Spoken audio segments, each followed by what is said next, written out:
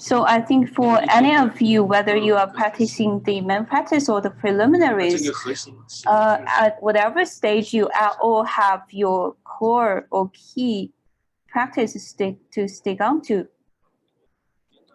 During the different stages, for example, when you are practicing the preliminaries, we do not know how the actually previous lineage masters have practiced the preliminary practices. If we do know, if we have an understanding of that, gradually we would know how to conduct our own practice, because mostly our own practice are based on our thinking or our own designing.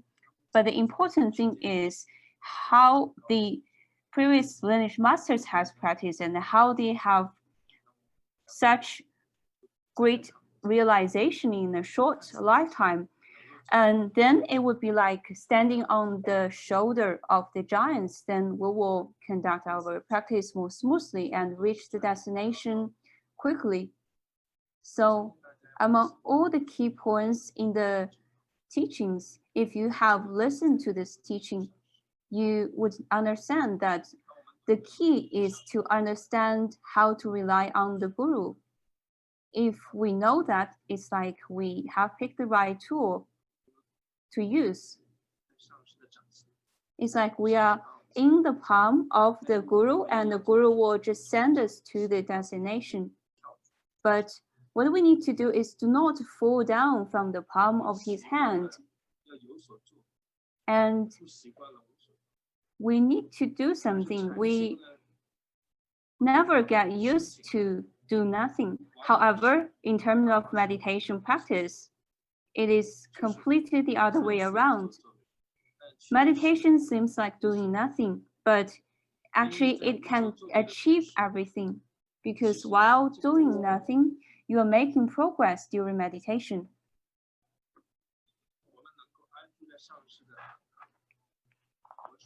If we could rest in the meditative equipoise in the center of the Rinpoche's palm, we need to firstly have the merit. Only you can rest there. Will you be able to be carried to the realization by the guru? But on this path, everybody enjoys preoccupation, we enjoy noise, we enjoy being learned or knowledge or whatsoever. But as long as you are staying on the palm of Rinpoche, it is safe, whatever you learn, whatever you do. But when you are on the center, on the palm, whoever can rest in the center of the palm, that is the most safe area. If you are at the edge of the palm, then you are kind of in danger. So whether it is the edge or the center, it depends on whether your mind is distracted, whether you are just following your own idea instead of the guru. So when relying on the guru, the most important or the most hard thing to do is to overcome your own habitual tendencies. Whatever kind of hindrance you have got through studying the Buddha Dharma or whatsoever, you think, oh, I should do this, I should do that. Maybe you have learned from different areas, different walks of life. But this knowledge will never allow you to understand the importance of resting in this meditative equipoise. And also we have the hindrances posed by habitual patterns. As the habitual patterns start to accumulate, the hindrances start to accumulate. And this will hinder us from really understanding what we should actually engage in. We know something is good, for example, but we just never do this thing because our habitual tendencies doesn't allow us to engage in this virtue. So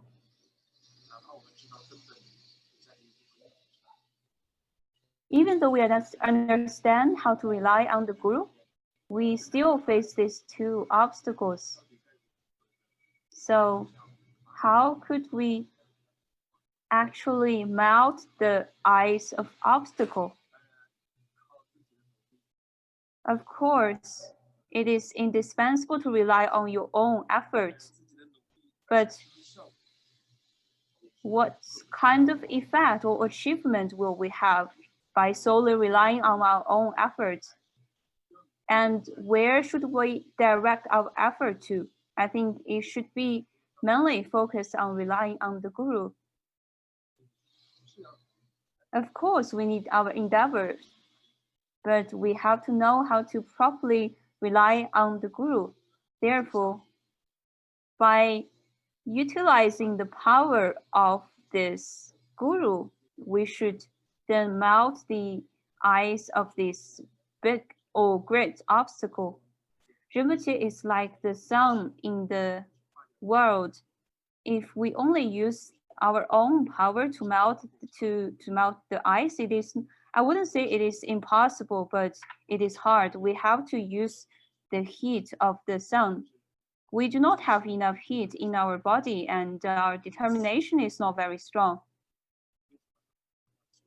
So that is why when many people want to engage in Dharma practice, they are actually trying to find out a path that they do not have to be so arduous with their own practice. They need an effective method. All the happiness in the mundane world, everybody wants that, of course. But we could also become attached to that. That is because these happiness are something we could see and we could hear about. Of course, if supramundane happiness could be felt or seen by people, I think more people would want that instead. The thing is, we never study about this supramundane happiness, but we have made so much efforts in studying the worldly happiness. There are so many opportunities to learn about the happiness of the world and how many people are crazily pursuing this worldly happiness. One after another, people are pursuing that. Some people may fail, some people may succeed. And when we encounter the Buddha Dhamma, we study to learn about or hear about, oh, there are so many supramundane happiness and so many people are pursuing that. Some people have succeeded already and some people haven't succeeded. The aspiration, the longing for the supramundane happiness, for those of people who pursue this path, I think we call these people practitioners on the path of liberation. And for those of people who spend most of their efforts on the pursuit of worldly happiness,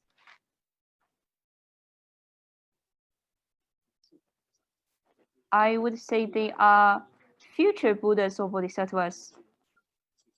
That is to say, in the future, they will become awakened practitioners. But for now, they want to have the immediate happiness, immediate enjoyments. So whether you attain liberation in the future or at the present, it is still very precious and in a way an indispensable journey. For those of you here who can spend most of your effort or thought on the pursuit of supramundane happiness or liberation. So I really rejoice in you, because in your previous lives and in the present life, you have enjoyed these various mundane happiness, and you have realized that these happiness are defiled, and you start to have some awakening, or you would like to engage in certain virtue or practice, and you are starting to pursue the supramundane happiness, the undefiled and contaminated happiness. including in the preliminaries.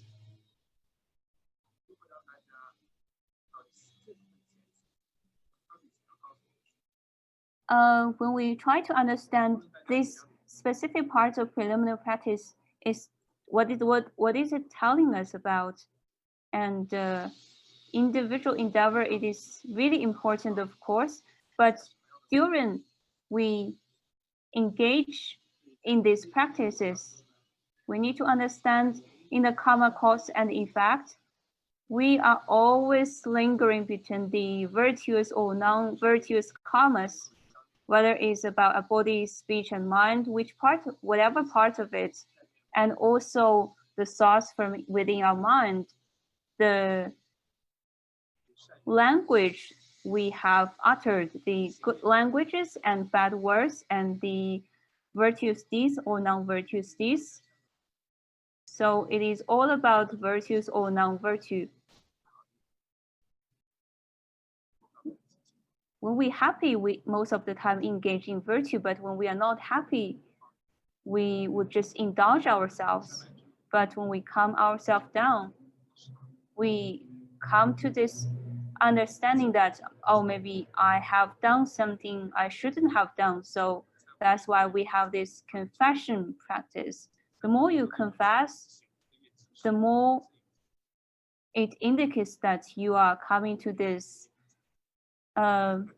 sensation that you have done something wrong. So that's why I confess every day. Of course, confession will produce a lot of merit, but I would say this merit is still limited.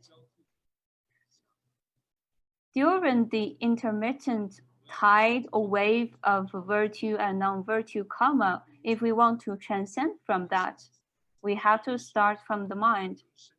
We have to have a deeper understanding of it, or a wisdom.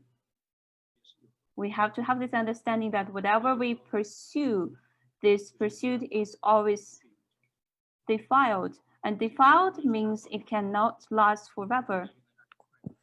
You think this thing will bring about happiness, the ultimate kind of happiness. And I'm afraid it is also impermanent. When you realize that whatever you pursue will finally change and will not last forever, and if this change happens, what will you do? Maybe you will be thinking that I want the undefiled, uncontaminated merit. So if you want to transfer from the contaminated or defiled merit into undefiled merit, you have to have a very good understanding of karma cause and effect. Whether it's starting from the mentality, motivation, or whatsoever, you have to have a deep understanding of karma cause and effect. And if you practice this well, I think it doesn't matter how many times or how many mantras you have accumulated. It's all about the level of deeper understanding you have achieved. Whether you are pursuing the uncontaminated merit and uncontaminated liberation or something else, if a change like this happens, a change of pursuit happens in your mind, then that means you are practicing really well. Maybe you are thinking like this one day and tomorrow your thought changes, but the day after tomorrow, you come back to this understanding. It doesn't matter your mind is not very, very stable for now, but gradually, it will become better. You will become more determined. This is enough. This is good. And on top of that, when we practice the preliminaries, whether which one of the 5 preliminaries, it is good. And it is a good and perfect practice. And then you can engage in this practice. So regarding the understanding of karma cause and effect, we have to develop a kind of certainty on that. It all depends on how you think in your mind. What kind of attachment do you still have regarding the mundane happiness, and what are the attachments that you haven't seen through or cut off yet? And for this merits of the supermundane happiness, what kind of aspiration do we have for that? Even if a very small amount of that. And I think you should maybe burn incense or do prostration to say thank you to the Guru, because it is because of his blessing that you are having this transformation within the mind. Regarding the false in samsara, on the basis of the understanding of karma cause and effect, we need to develop another certainty, that is regarding the happiness in samsara. Of course, samsara, when we talk about samsara, we talk about the happiness. And when we talk about karma cause and effect, we talk about the defiled or undefiled virtue. Of course, there are happiness in samsara, but it is just like the weather or climate. Sometimes the happiness can last very long. Sometimes you have gloomy days, and sometimes you have sunny days. It's hard to decide.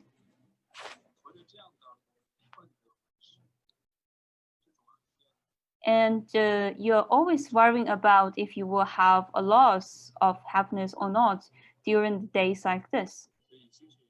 So as Dharma practitioners, do not wait until you cannot live with it any longer.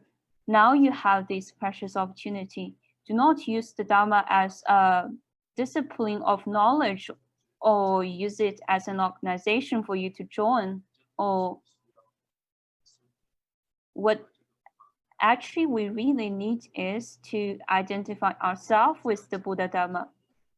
How the Buddha Dharma have taught me, I have to integrate this in me. In order to practice well, we have to have the certainty that, or ask ourselves that in our daily life, for the temporary happiness or for the lasting happiness in samsara, and regarding that, do we still have a very strong attachments? And regarding the everlasting happiness of supermundane happiness, which will never go away, which one do we prefer? And if we prefer the second one, the supermundane happiness, that is because you are practicing well, we can check this for ourselves. Actually, regarding the 4 outer preliminaries, it can serve as an alarm clock for this lifetime or even future lifetimes.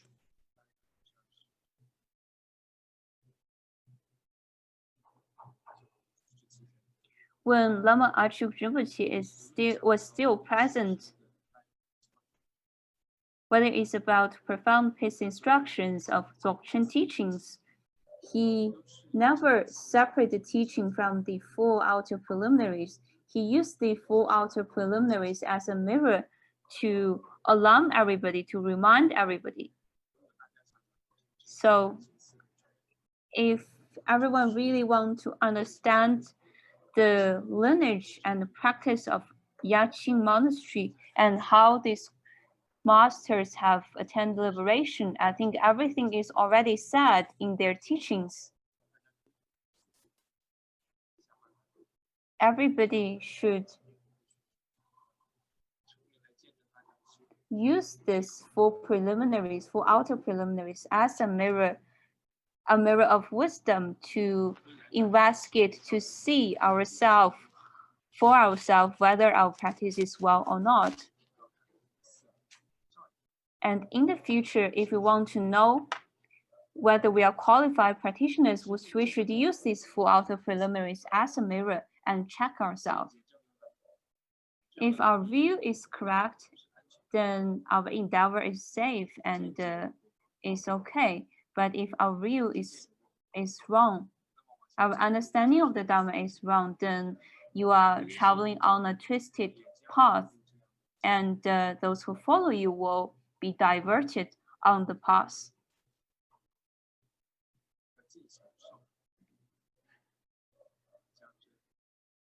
So we should utilize these 4 mirrors for the decoration of the rooms within our mind. And this will not only cut through our arrogance and ego cleaning, and also stabilize our states of meditation and practice. Therefore, how to diligently practice the Dharma among all the lineage of the Dharma? In order for us to attain liberation, which lineage should we rely on? And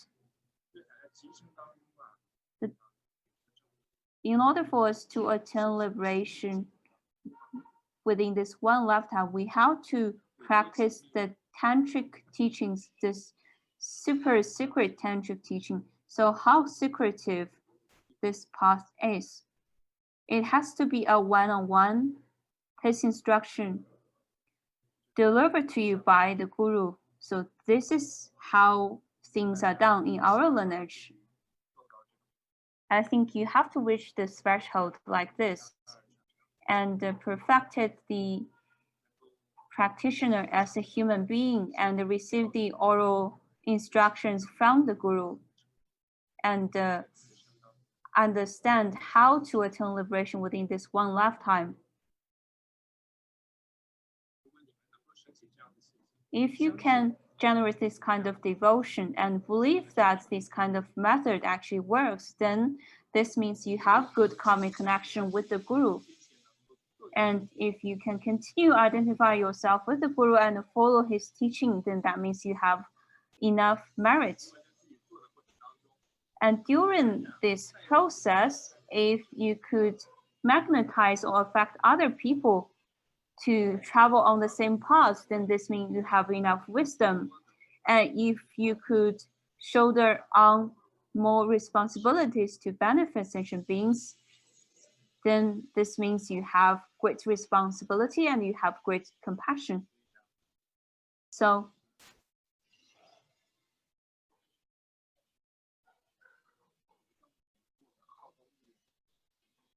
do not aim too high, because during the path of liberation, during the 3 yanas of teaching of the Buddha, of course, everybody wants to have the highest teaching.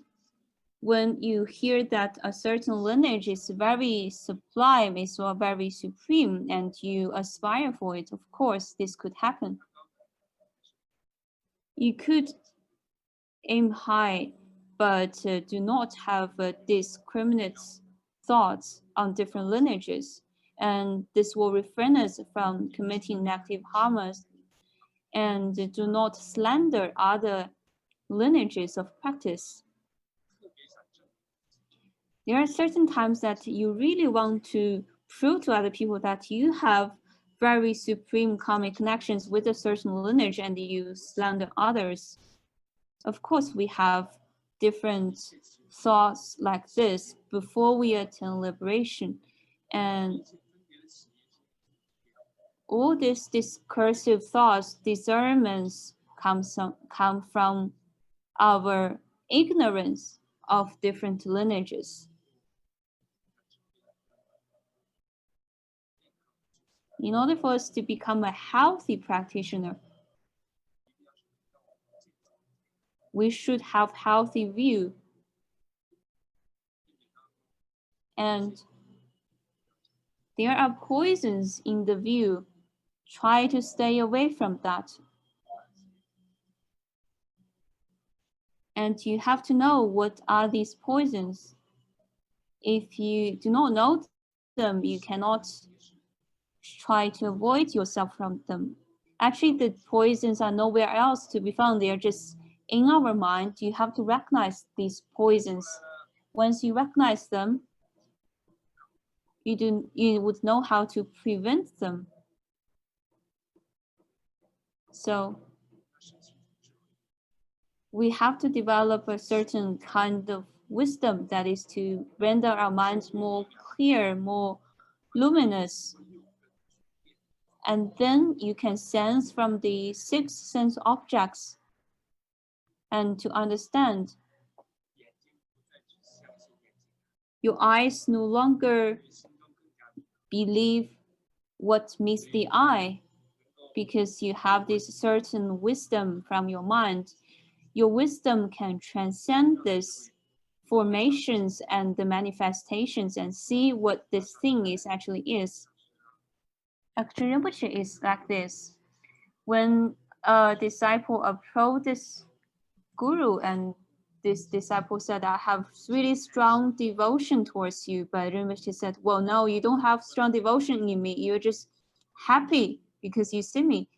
Maybe 2 days later, when someone else told you that, oh, another guru is good, and you will say the same thing to another Rinpoche.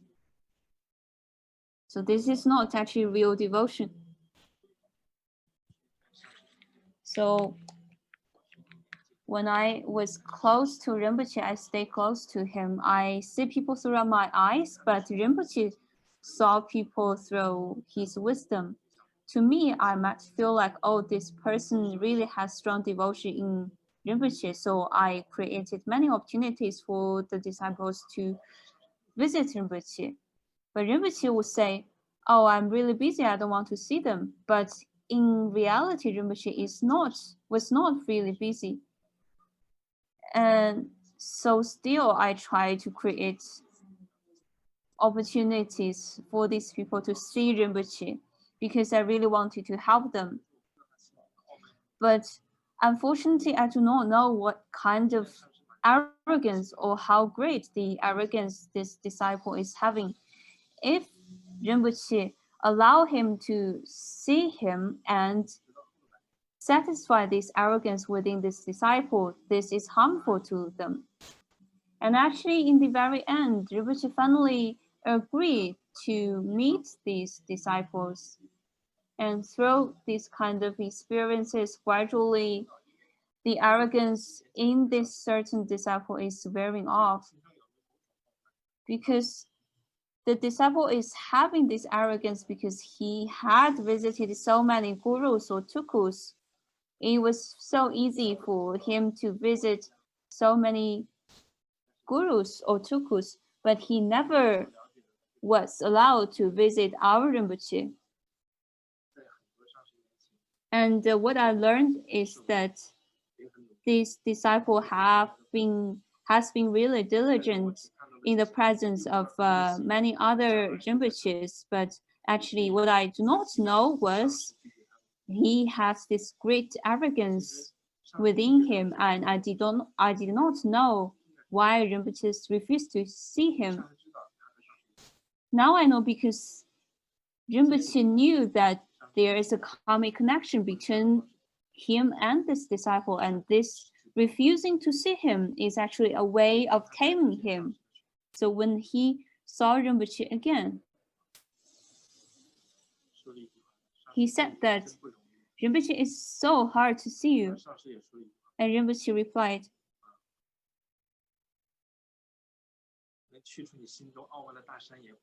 it is also very hard to eliminate the great mountain of arrogance within your mind.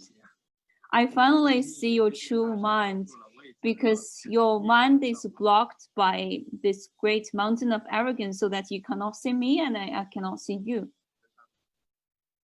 I think Rinpoche is really impressive. And I got the chance to witness this event in person.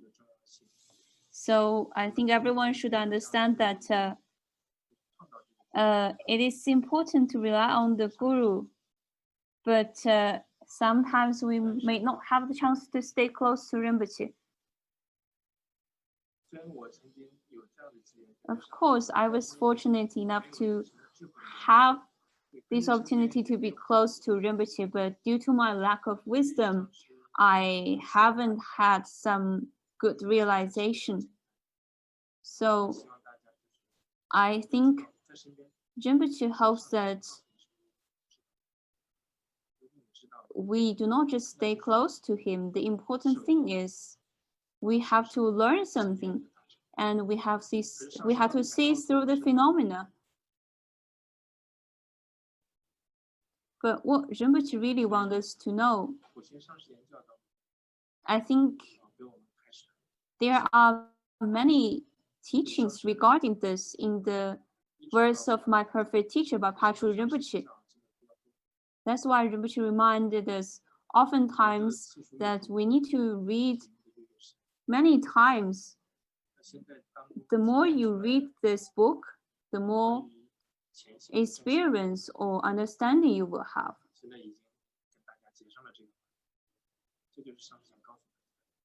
So we now already have this karmic connection. That is the 4 outer preliminaries and 5 preliminary practices. We no longer have to guess about what we should practice and how we should engage in the practice, etc. Now, because of the previous positive karmas, we are fortunate enough to meet with the Dharma and to actually know how to conduct our practice. So the emanation body of Rinpoche, I mean the inner guru's manifestation, which is now the Rinpoche as a human being, the one that we know.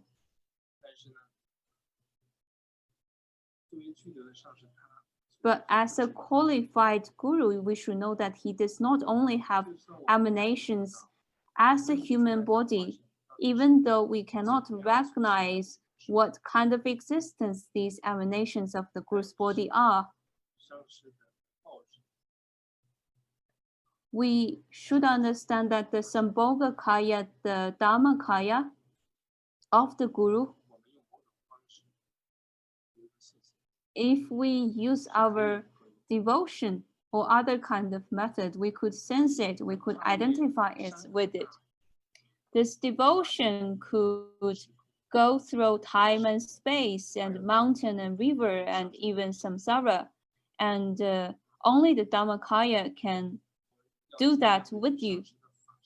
So try to identify yourself with the Sambhogakaya and Dhammakaya of the Guru. And that, in order to achieve that, we have to rely on our devotion. The more devotion you have, the more easier for you to identify yourself with the Guru. And what this Guru is actually telling you about on behalf of the Buddha and Bodhisattvas of the 10 directions and 3 times. And slowly, you would understand what this Guru is trying to teach you, trying to tell you about. It is not taught through the language. It's more about blessing your mind so that you would understand. I think when you are free, you should think more about the Guru. And the more you think about him, the more blessing will come about. If you want to cry, of course, you can wipe your tears. Of course, when boyfriends and girlfriends break with each other, when they cry, there is no merit in the tears. But if you are missing your Rinpoche and then you cry, there is a lot of merit in these tears.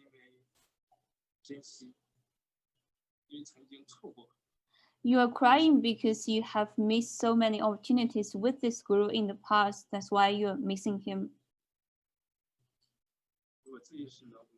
If in this very lifetime, in samsara, if we miss out this Guru, the Guru's wisdom and the Guru's lineage again, we cannot imagine what will happen in the future. Whether you are pursuing the immediate pursuits or the future pursuits. The guru is always the field of merit. Even if you're pursuing mundane happiness, of course he could fulfill your wishes, but how quickly he could fulfill your wishes, that depends on whom? That depends actually on you.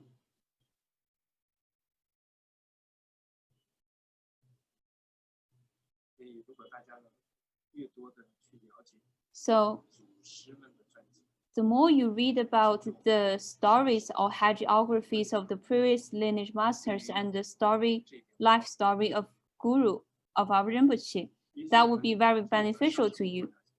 Maybe we do not know much about our Rinpoche, but it would always be helpful to read the life stories of the previous lineage masters because they are all, in a way, very similar.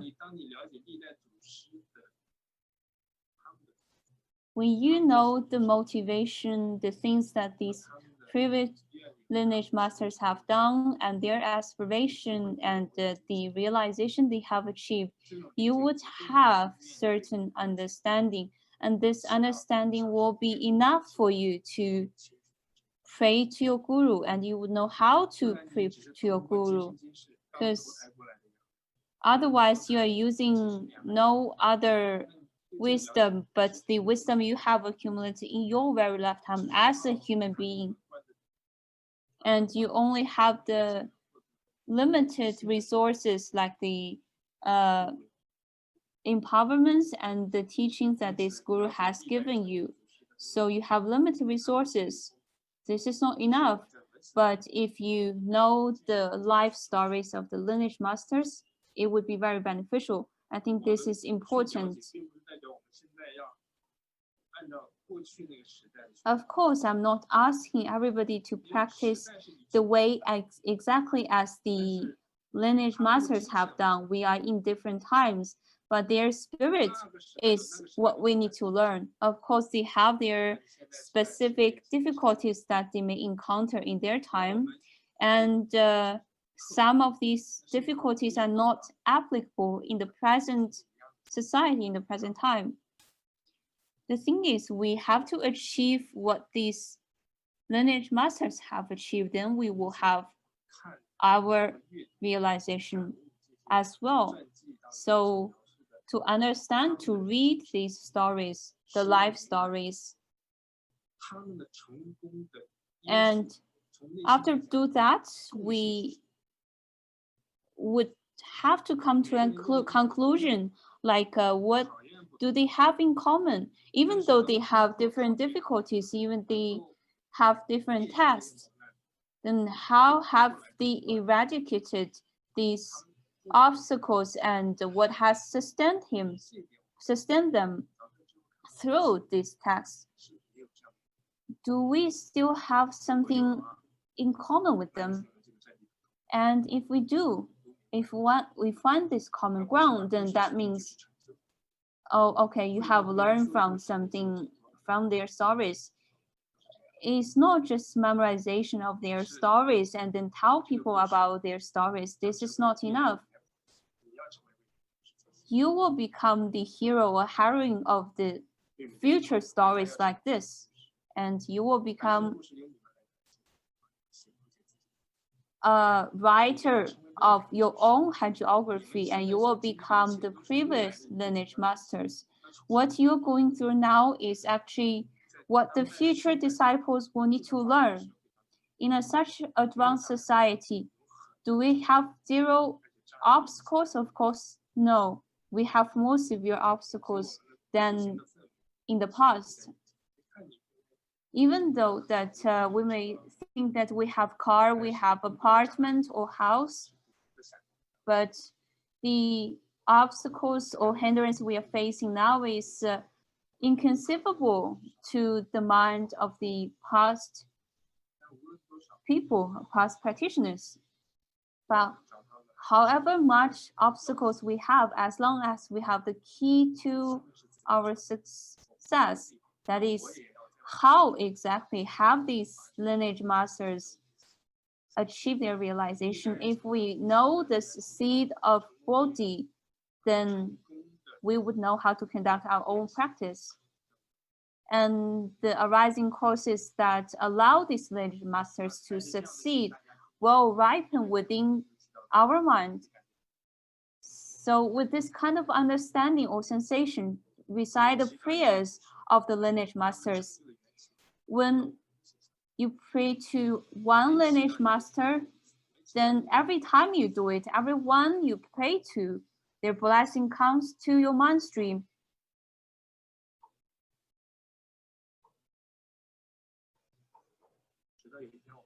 Until one day, you feel that you're not just solely relying on the visualization, you could actually feel this blessing. When you do a visualization, it's just about something imaginary, something hot coming inside your mind. Maybe I want to cry, maybe I want to do something to move myself, touch myself on purpose. No, it's not like this. It transcends your mental preparation. It's not about conceptualization or thinking. It's about building a bridge between mind to mind, your mind and the mind of the lineage masters. If you could actually develop a certain understanding that every lineage master, when I pray to, it feels like I'm praying to my root guru. This means you have a healthy view towards the Dharma, which we should be rejoicing. Because otherwise, there are people who may say that when I pray to Padmasambhava Guru Rinpoche, I really feel this blessing come through so easily. But when I pray to others, it doesn't work the same way. And when I pray to Gyalwe Nyugu Rinpoche, it works well. But when I pray to Patrul Rinpoche, it doesn't work. You may feel it is impressive already, but no, if you have the same sensation or understanding when you pray to every lineage master, then that is impressive. There is one time a disciple asking Rinpoche, saying that, when can I realize realization? And Rinpoche said, if you have the same devotion towards me as you have towards Lama Rinpoche, then you can attain liberation. Then this disciple is also very blunt. He said, oh, this is kind of hard for me to do. Because he said that Rinpoche, he was thinking that Rinpoche is very young, while Lama Rinpoche is elder, so I cannot identify the two of you together. And Rinpoche said, well, I cannot force liberation on you, but of course there's still chance for you to attain liberation because you still have devotion towards Lama Achuk Rinpoche. When I heard this, I mean, of course, Rinpoche is teaching another disciple, but when I heard this, I understand. But the truth with Rinpoche is that when he first saw Lama Achuk Rinpoche, immediately at that moment, he attained liberation. This was very impressive. Then I understand why Rinpoche have this kind of realization so fast. Of course, for beings, practitioners like us, we get used to a certain guru with developed fondness, and we have discernments, we have judgments because of our habitual patterns or whatsoever.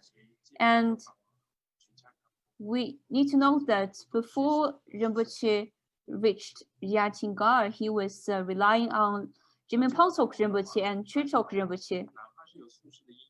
Of course, he shared auspicious karmic connections with Lama Achuk Rinpoche, but anyhow, it was still their first meeting.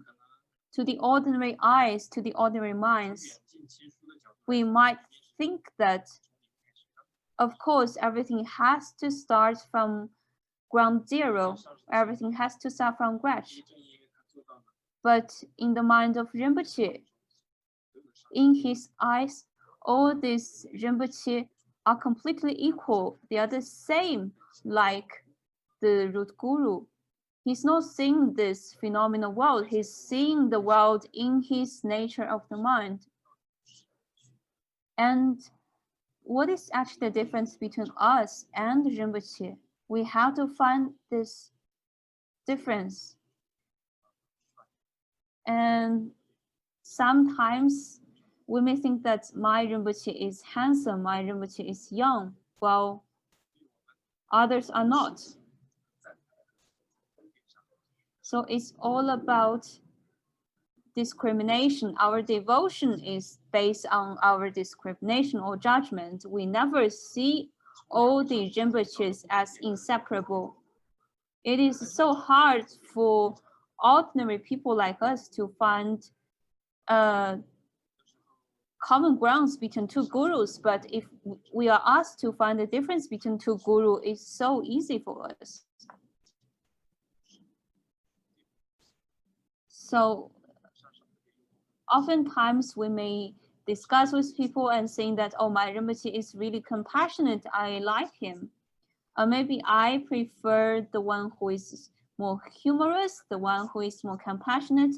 You could see that we are grasping onto these different perspectives of different gurus. And if I ask you, this Rinpoche is humorous and another Rinpoche is compassionate, what common ground do they have?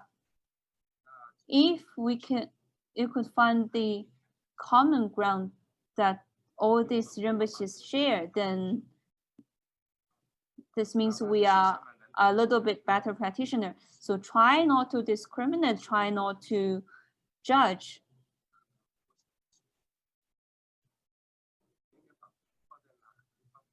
Where exactly should we direct our effort?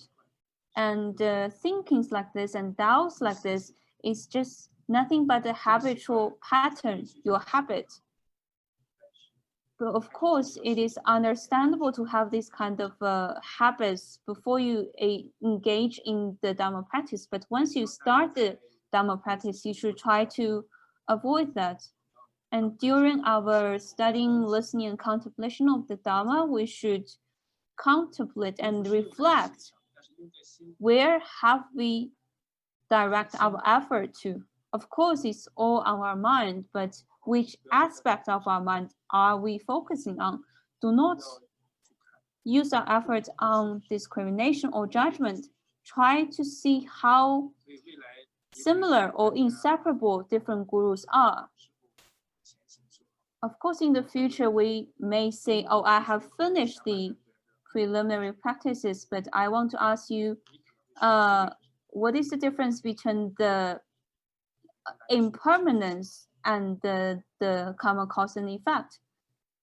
So I want to know what is the common things between these two, but you are just focusing on the differences.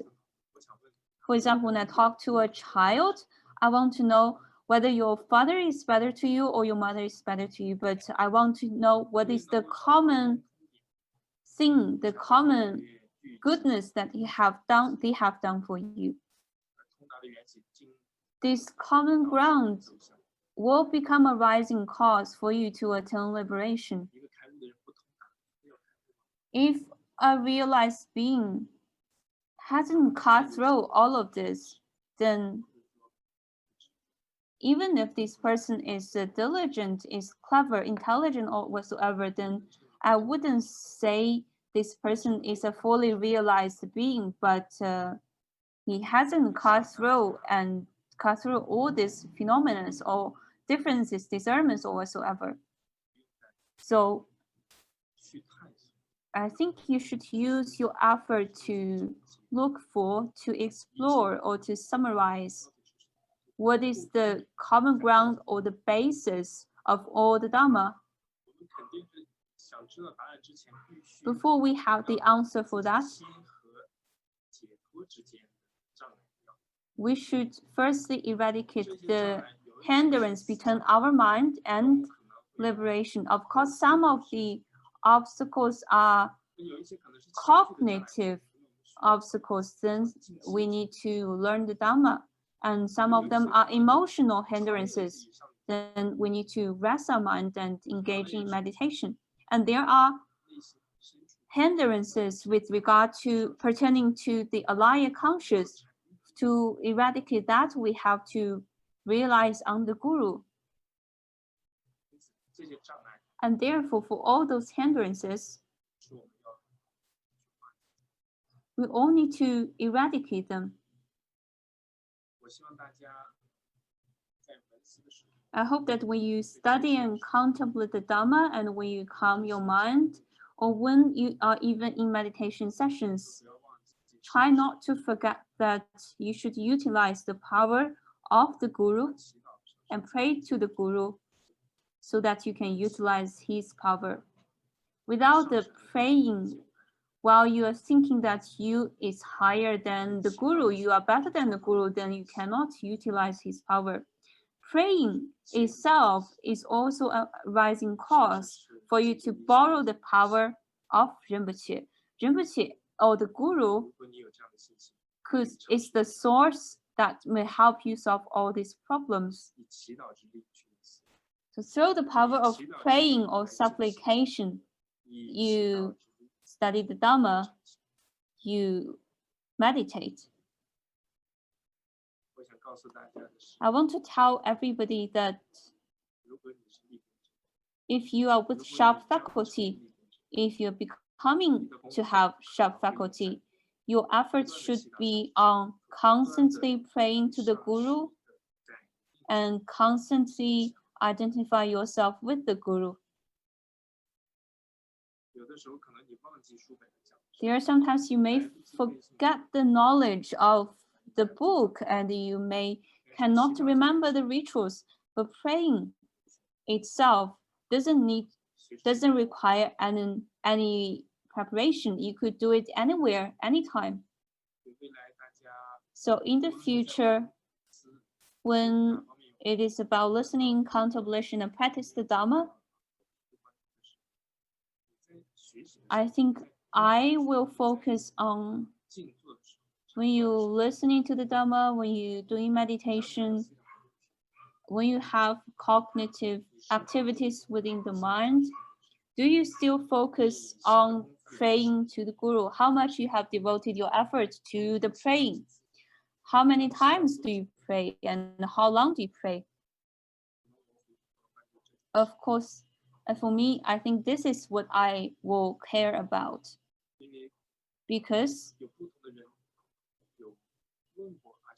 different people, different disciples have asked Lama Achuk Rinpoche regarding this, and they asked, what is the piece, what is the key for his realization? And Lama Achuk Rinpoche said, you should pray to your root Guru. How many times do you pray per day? And this person said, during meditation, I pray once, and after I pray once. And Lama Achuk Rinpoche said, oh, this will not be enough. If you only pray to your Rinpoche during your practice and you are not very diligent in your practice, then this is not enough. Lama Achuk Rinpoche also said, most of the time of my day I spend in praying.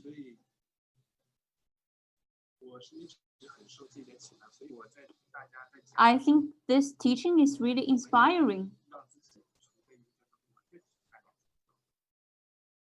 Because when I listen to people, I'm not just thinking that people is talking to me, people is listening to my teaching. I'm visualizing my root Guru inside my mind, and my Rinpoche is listening to you. And when they are praying me, I'm not the one listening to these compliments. Of course, my ears could hear you guys, but it is not just me that is hearing. I'm really hoping that through my sensation, I supplicate the Guru to stay in my mind and understand everybody, or I would say, use my words or language How can I benefit people? How can Rinpoche benefit people through me? This kind of practice is a very special technique for you to get rid of the ego cleaning, because if we do like this, I don't need to think about what do I need to overcome, what do I need to talk about. If the qualified guru is in my mind and using my eyes and using my ears to hear you, to see you, to talk to you, to give teachings to you, and to create favorable conditions for you. Of course, you could practice like this too. When you listen to the talks of your families, you are not the one listening. If you request the Rinpoche to stay in your mind, in your heart, then the Rinpoche is listening, the Rinpoche is seeing your family. He's sitting there instead of you. If you could eat and talk and driving cars or doing family chores or whatever, or staying with the children and the elders, do not just focus all about you. Save some space in your body for the guru so that this will be more beneficial. Firstly, it will gradually eradicate the ego cleaning of yourself. And secondly, this can help you train into the practice of identifying yourself with the guru. You enter from the form meditation into formless meditation. This, I think you could try. And when you practice the preliminaries, the 5 preliminaries, the main practices, and even when you are not practicing, you are living your life, you should try this technique.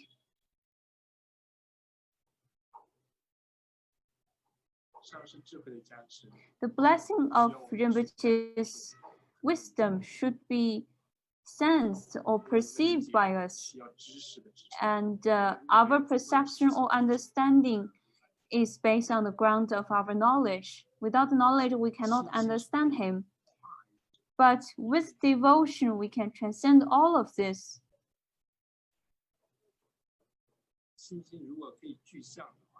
If devotion if devotion can take form, then that would be immediately allow you to engage in something without thinking too much.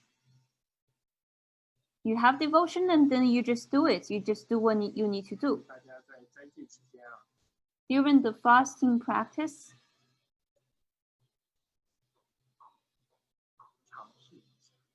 you should try that. And if you believe me and believe what I have said, because this is not just my own understanding, it's just my experience. It's what's been said by the previous lineage masters, and this will be very helpful for your realization and attaining of liberation. This technique is really worth trying. And if it's successful, feel free to tell people around you. So pray to the guru that you have devotion in, and preserve the devotion you have. Do not let the thief steal away this devotion. Who are the thieves? The thieves are the beloved ones, the people you have attachment to. Nobody could steal away your devotion, but they can, and it's hard to prevent that because they are staying, they are hiding really well. If they just want to grab your devotion blatantly, they cannot do that. And the hidden enemies still can do that.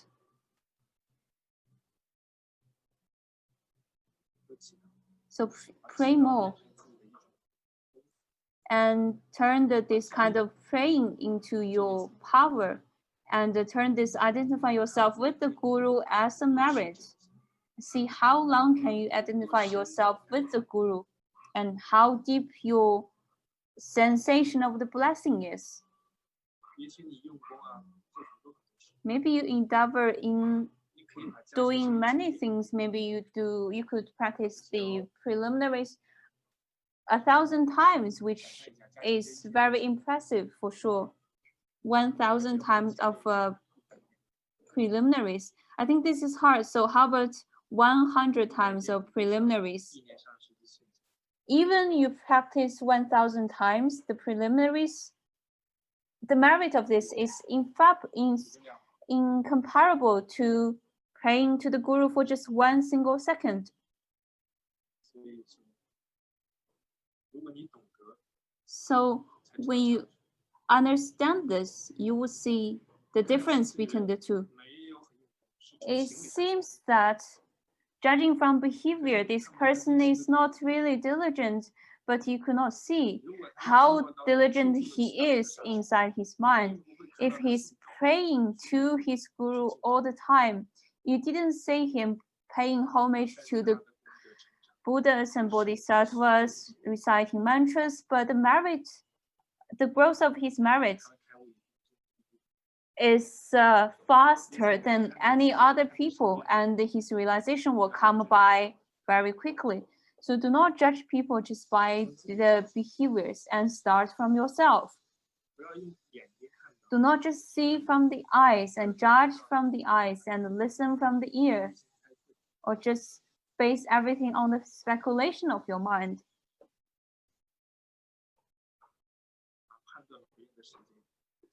Save the judgment on others and use this time for yourself on the praying of your own guru. Even when you first start praying, you feel the strength is not very big, is very small. But if you turn this praying into a kind of meditation, imagine turning this praying into meditation, turning this praying into meditation. Outer guru is blessing you, and the inner guru, his Dhammakaya, is also blessing you. Every thought of you, the Dhammakaya is present there. So why the Rinpoche has great blessings or merits? That is because from the inner or outer perspective, your understanding of him, he have all these positive arising causes from the inner, outer, and the secret perspectives that can help you to liberation. So try to utilize that well, even though I think you may not completely understand what this is about, but I think you have a general idea of it. And if you do not know how to apply this into actual practice, and you should practice more and talk with me more, maybe.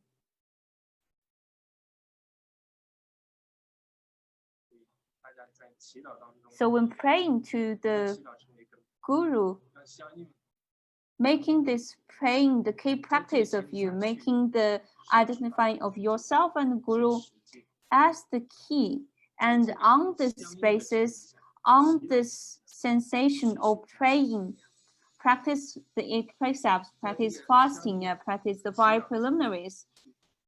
On this identification with the guru and praying to the guru, study the Dhamma, listening to the Dhamma, and conduct your other daily practices or life or work.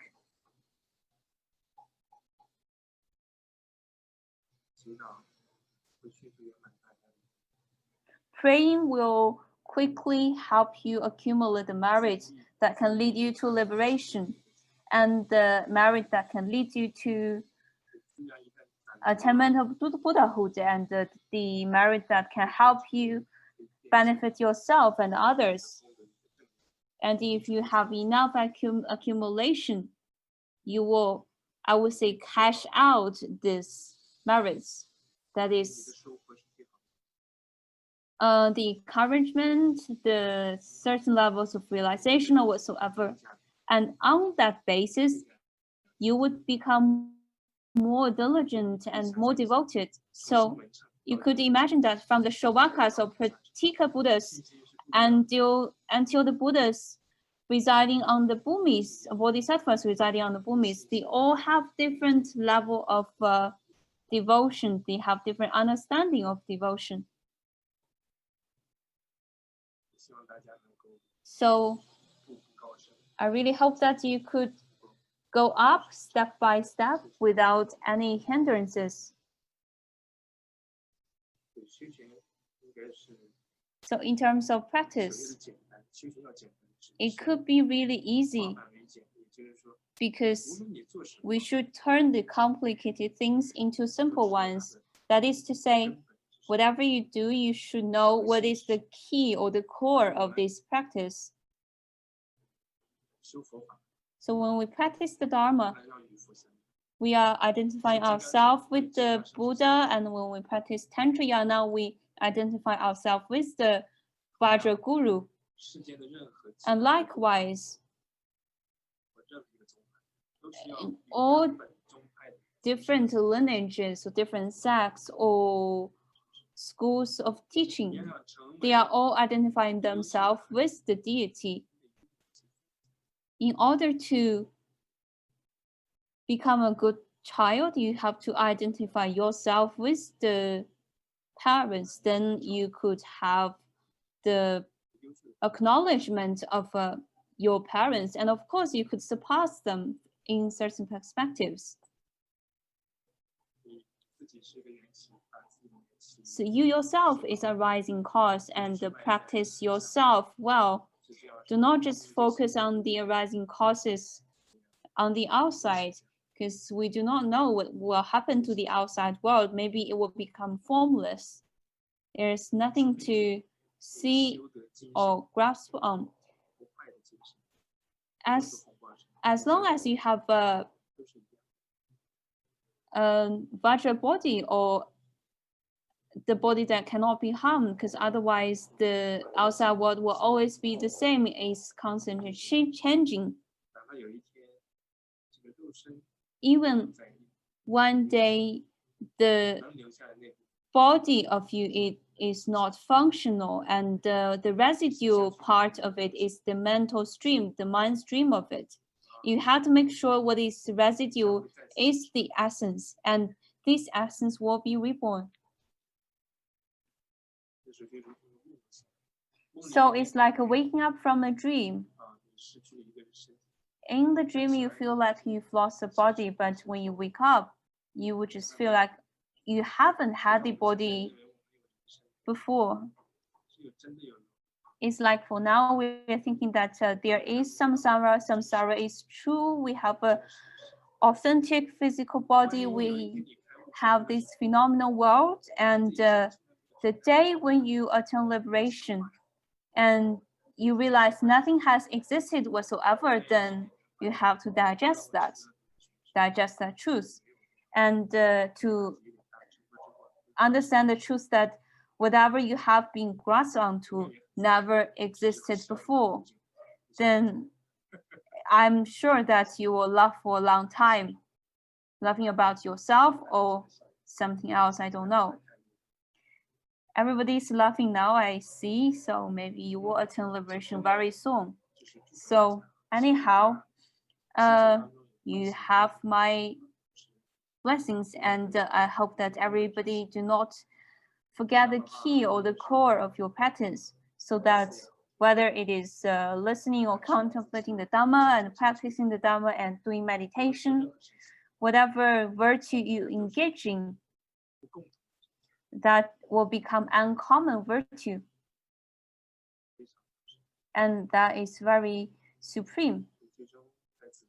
So I wish everybody will perfect all your merits and benefits.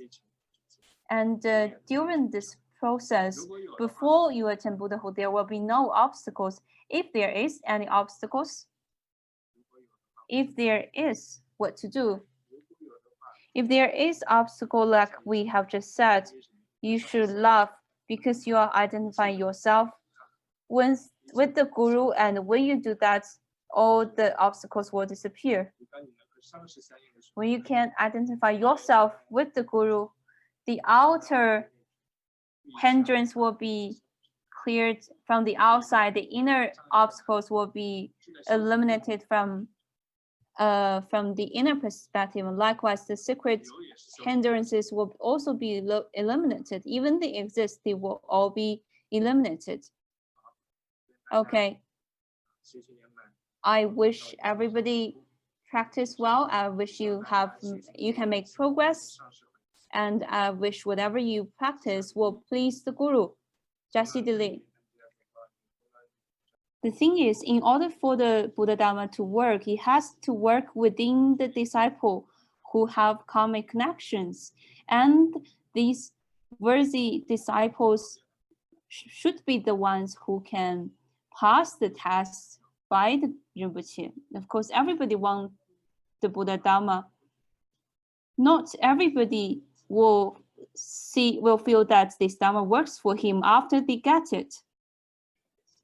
The more patient we are, and the more we can persevere, then the more we can get. Of course, there are people who cannot persevere in their practice. We just give them our wishes and dedicate our merits to them. For those who can persevere, even their mind is not very stable, they're not happy. And of course, we will devote or dedicate our merits to them so that they will be helped.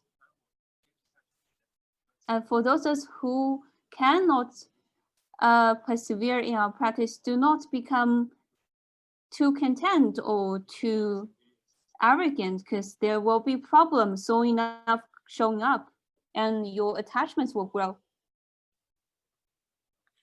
So do not become arrogant. If you're arrogant, you will make no progress.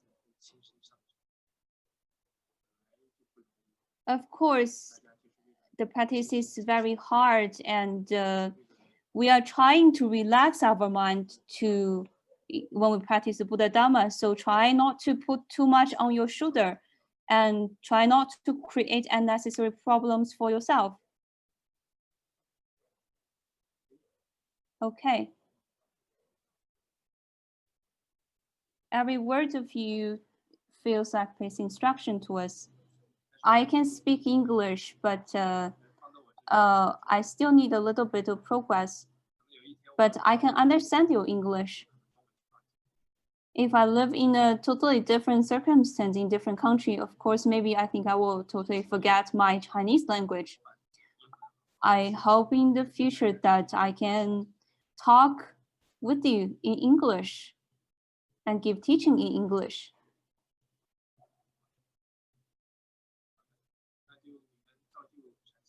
Okay, you should continue with your other practices and meditation maybe.